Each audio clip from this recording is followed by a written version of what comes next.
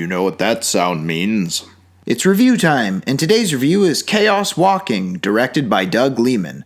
So now that movies have closed down, reopened, and closed down, and reopened again, is this one worth checking out? The answer is, sure, why not? But remember to do so safely. So what is Chaos Walking about?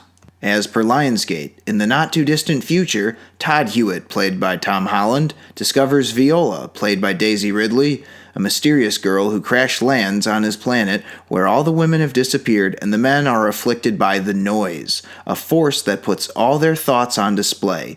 In this dangerous landscape, Viola's life is threatened, and as Todd vows to protect her, he will have to discover his own inner power and unlock the planet's dark secrets.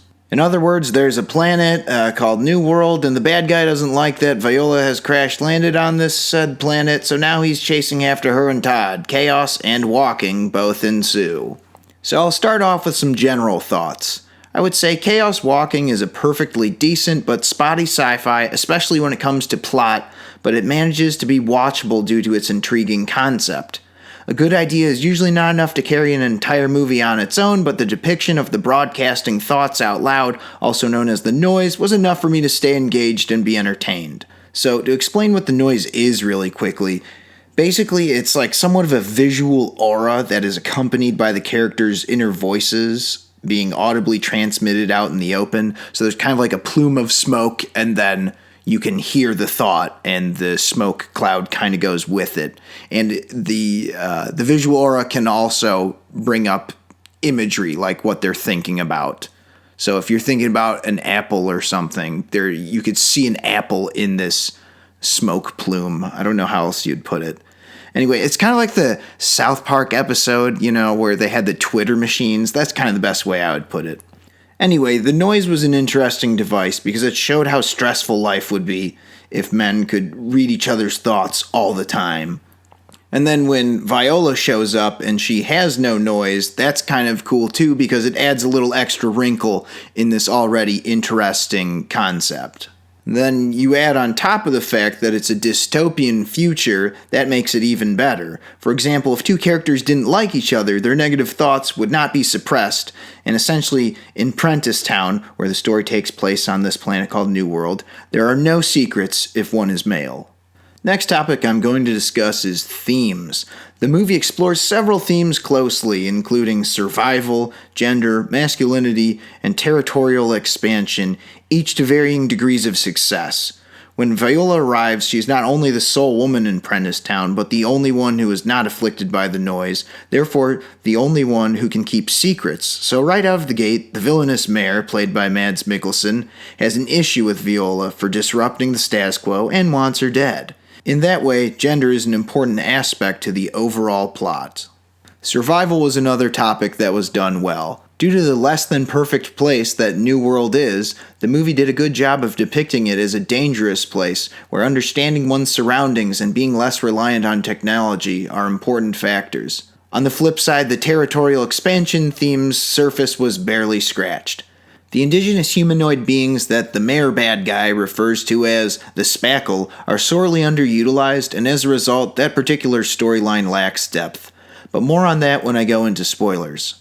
But what was my favorite theme that the movie discussed? That's obvious.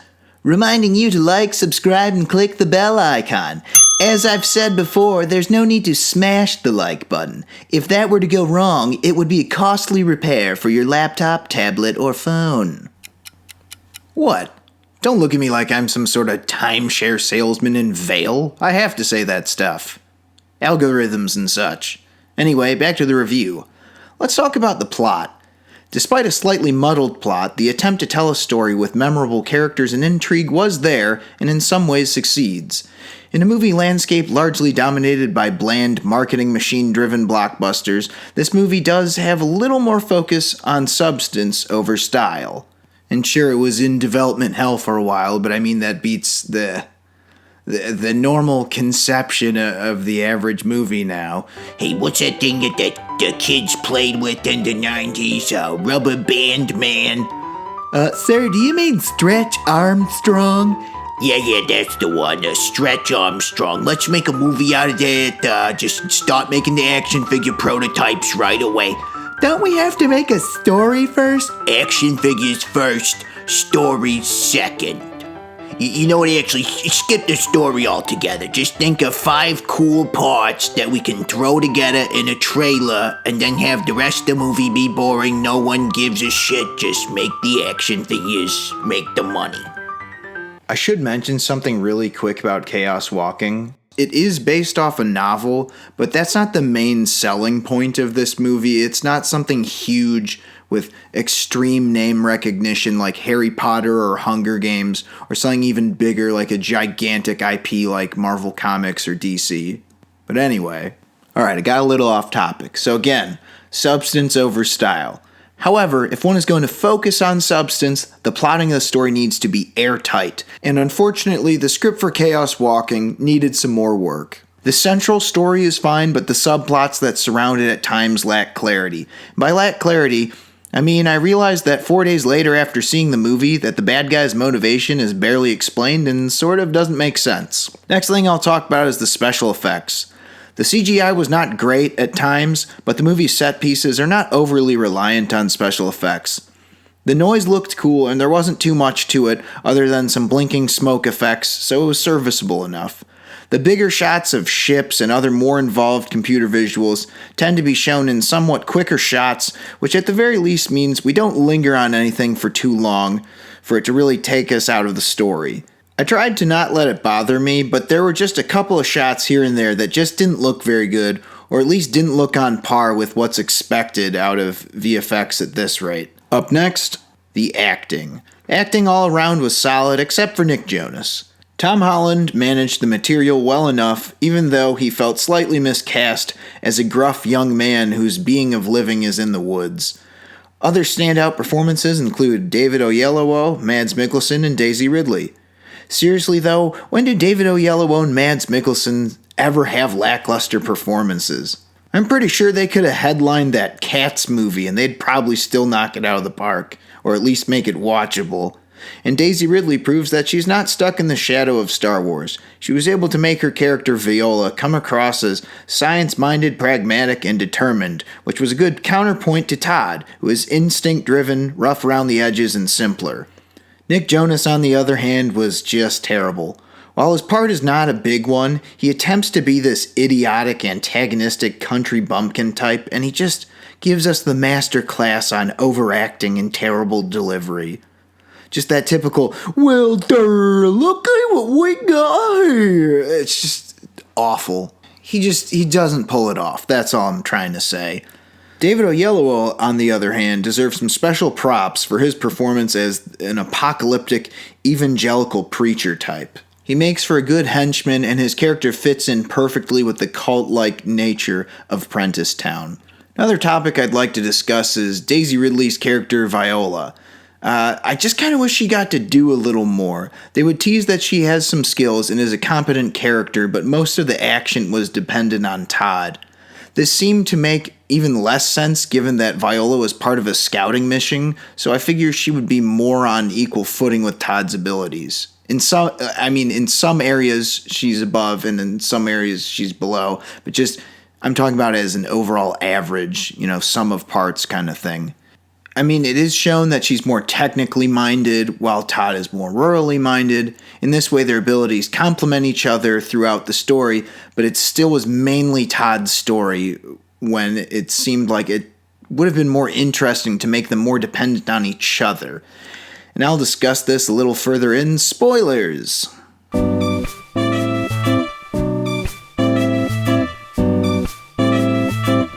Oh, right. Spoilers start right now. I thought I was going to have a longer break. Anyway, on to spoilers. So let's start off. What astronaut can't swim? What sense does that make? Isn't that one of the major requirements to be an astronaut? It's 2257 AD, and knowing how to swim is no longer mandatory? Apparently NASA must have some serious budget cut problems in the future. So again, this is obviously in reference to the part where they have their little river raft chase, the preacher chasing Todd and Viola, and she falls out. I can't swim! I thought, you're fucking joking me. It was very contrived, and I felt like there was already enough danger because the preacher guy is such a psycho, and he kills his dog. Like, isn't that dramatic enough? I don't know. Also, quickly circling back to what I was saying about Viola. Oh, Todd, why don't you go hang up this antenna since you know jack shit about technology, and I'll try to get the signal running from down here, yeah? Okay, I get that they needed one person for each job, but again, it felt like they were keeping Viola out of danger, I guess, in a way, so she was kind of playing second fiddle in that scene. However, I guess they do kind of make up for it, because she kind of gets to deliver the kill to Mayor Bad Guy, so I guess that equals it out, but even still, just one of those things. Also, another thing while speaking about Viola, have I been saying her name wrong this whole time? Whatever. Daisy Ridley. So when she fights the random bad guy, I know it's partly for comedic effect that it is not shown, but rather implied, so that we can get a reaction from Todd. But I mean, come on. We don't even get to see the fight scene at all. Not even like the tail end. I hate it when they do that in movies. That's mostly because I just love me some pugilism. If people are going to throw hands and you're only going to imply it, I don't know. I think there just better be a damn good reason. I just like me some fucking fisticuffs, man. I hate that shit when they cut it out. Another cool thing that happened, Todd's surrogate parents give Todd the map to New World. This part was pretty interesting because it's where one of his two surrogate fathers gets killed. It was interesting because he just, this is the difference between this world and another. He tries so hard to hide it, and they all have this trick they do where they try and say like their name over and over again, but their thoughts always just seep out no matter what. And you know what? I mean, there's just no secrets. You're screwed and you get killed. And it just, again, it depicted Prentice Town as this place where it's just you have an extremely difficult way of living. And it's only compounded by the fact that the guy in charge is a complete lunatic. There's also a really extremely predictable use of plant and payoff in this movie. So at the beginning, I mentioned it earlier in the review, one of the things with the noise is there's a visual component too. So at one point, the guy, Todd, thinks of like a snake or something, and someone says, that's a neat trick, but it looks so real because he's thinking really hard and concentrating really hard about it. So there's a part where they have Viola and Todd at this barn in, back in the in the other town or something. They eventually reach another town, but I'll talk about that in a second. So it's just so obvious. They're like, hey, come out the front door. And then they just kind of look at each other and say, okay, Viola. And then you just see Viola outside and you think, okay, they're going to shoot her. But it's so obvious that this is that trick from earlier because, they kind of spoon feed to you that's what's going to happen. And it's just, I don't know, it's just not exciting when it happens because you see it coming from a mile away. And then it's kind of used again in a less than spectacular way. The ghosts of the women are back to haunt Mayor Bad Guy, and then that's enough of a distraction, so Daisy Ridley can push him off the edge. Also, the diary bit was interesting. I mean, I don't think it was a big twist or anything that the mayor killed all the women and blamed the spackle, but the moment was a little more resonant with the projection of Todd's thoughts while he's learning about it. And again, that harkens back to what I've been talking about is the concept of the noise does make this movie different and kind of unique in a way. And, okay, now I'll talk about the plot more in detail because I couldn't really talk about it without spoilers. So, weirdly enough, it took me kind of until deep into the second act to realize that the plot was starting to make less sense. For example, what exactly does the mayor want?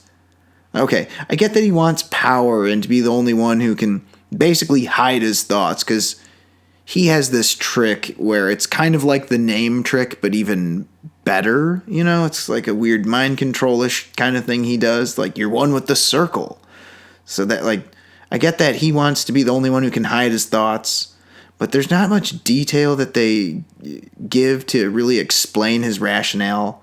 All we learn is that he killed all the women all those years ago and blamed the spackle. and that he doesn't want anyone to go to the other town. And yeah, again, this is what I was talking about. There's another town, it's another small colony, but they're not weird and they're not a cult. They have men and women. Obviously, the men still, just for being on that planet, still have the noise, but they're a little less backwards, obviously, in this other town. But the mayor, I mean, like, what the hell is his deal? They could have elaborated on that just a little bit more. And again, this is something I talked about earlier, non-spoilers. The spackle was just such a throwaway subplot. This really could have been expanded upon or honestly written out entirely. They were basically just there to be a scapegoat for the mayor, and again, they could have had him kill the women for any other reason or just blamed it on any other thing. But they're barely in the movie, and like for the central plot, it has little to no bearing. Getting Viola safely to Haven so that she can help contact her ship had little or nothing to do with the spackle other than one quick little scuffle when she and Todd run into one of the creatures. She gives Todd the whole "killing is bad and kind" speech, and then they just kind of move on from that moment rather quickly, and that's just kind of it. It's just like they move on really quick. All right. Also, I thought that it was great that this is on the positive side. I thought it was good that Viola and Todd are friends instead of just desperately in love. Finally, a story that doesn't need a predictable B story. That whole male lead and female lead automatically have to bang and get married trope can be a little tiresome. And thankfully, Chaos Walking walked away from that one and avoids this tedium. I mean, it makes sense that Todd would be so enamored with her since he has literally never met a woman before, but that doesn't mean they needed to follow it up with that age-old movie cliche. So it was kind of a breath of fresh air that they sort of shied away from that. Okay, but seriously, what is the mayor's deal? If there's no women, they can't reproduce. If he's just a doomsday, watch the world burn kind of guy, I guess that's the explanation. I don't know.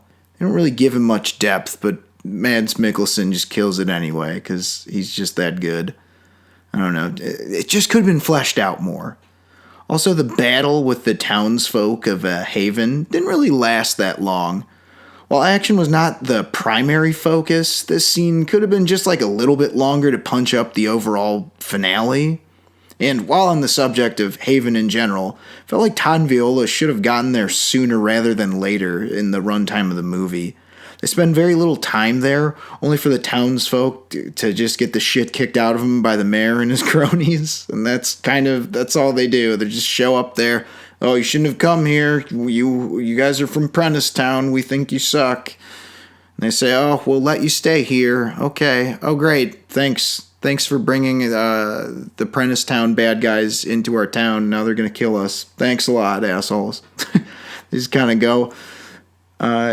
So I felt like one way they could have made Haven a little more useful or just changed up the plot is by spending more time there. It could have been a good chance to further explore why their way of living in Haven is better because, there's men and women and there's not as much tyranny because the mayor in Haven, played by Cynthia Erivo, not everyone likes her, but she seems like she's way more reasonable than Mads Mikkelsen. So it just could have been a way to show, well, this is Haven and this is what it's like, when you're not, under the thumb of Prentice Town's kind of cultish thinking. Again, this particular sequence wasn't that bad. It felt like a missed opportunity in some ways. And now for the thrilling conclusion to this review. Anyway, so generally a good concept or a good idea on paper is not enough to make a movie watchable, but in some ways, but not always, Chaos Walking is an exception to this. The script was a bit uneven, but it still had a decent enough main thorough line that served to tell the story at least somewhat coherently. The strength was mainly in the acting and the science fiction elements.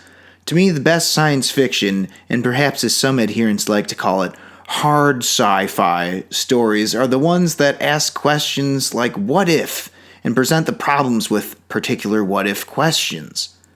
What if your thoughts were constantly projected, all the time? How much would that blow? And what if that affliction only affected men? And what if Mads Mikkelsen just one time played a good guy? Okay, that last one was unrelated, but you get the picture. The point I'm trying to make is that Chaos Walking leaves enough of an impression so that you could have further discussion about it. The idea of the noise was not only a strong concept, but also made for an interesting movie because of the way it changed the fabric of every scene where the male characters had to interact with each other. It's nice when movies have a memorable quirk in the storytelling, but in some ways that alone wasn't enough to make this movie the complete package. In this particular instance, I would say the final product did turn out pretty entertaining despite its flaws. The movie wasn't overly long and was somewhat fast-paced, but given the way it glossed over some of the world-building elements, it was almost to the movie's detriment. And now my final score. Since Chaos Walking manages to at least be entertaining and engaging for the entire runtime in spite of its shortcomings, I'm going to give this one a score of 3 out of 5. So that will do it for my review of Eating Gross Mushrooms in the Woods with Strangers. Thank you for listening to the Bonus Features podcast. If you like what you heard, please remember to hit the like button. Also remember to subscribe and hit the bell icon so you can stay up to date on all the latest Bonus Features podcast content. To find us on social media, you can search Bonus Features Podcast on YouTube, or search Bonus Features with Alex and Robert on Facebook, Spotify, Shout Engine, and Apple Podcasts. And finally, Bonus Features AR on Twitter. So until next time, keep watching movies.